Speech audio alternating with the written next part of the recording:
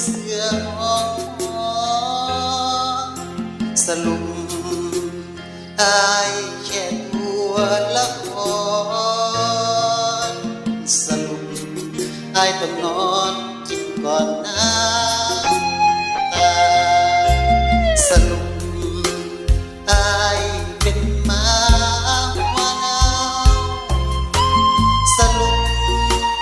เป็นชายเจ้าน้ำตาสรุปอายสัวสำนาและแก้วตาไม่เหลือเพื่อกลา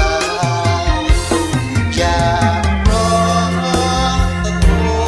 นให้ท้องฟ้าคือสิ่งบอกนี้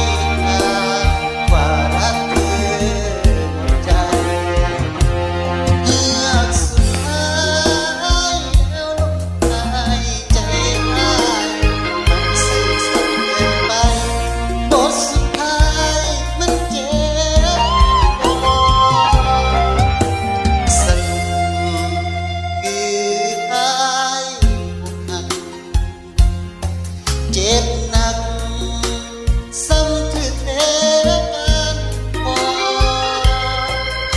สรุปสุดลงข้ามองก็ตกก็ซอไหลไม่พอน้องน้ำตาปักมาหัว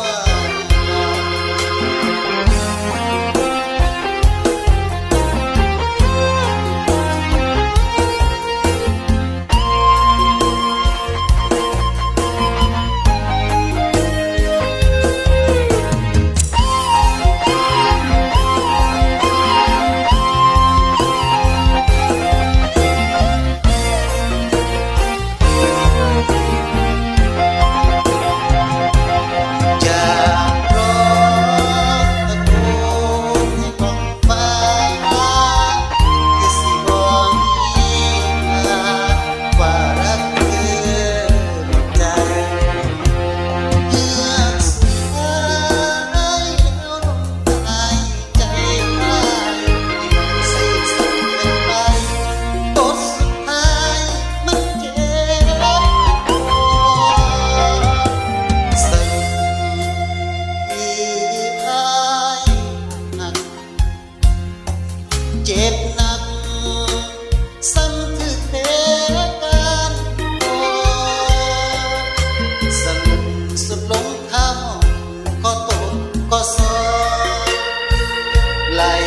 มาให้พอน้อ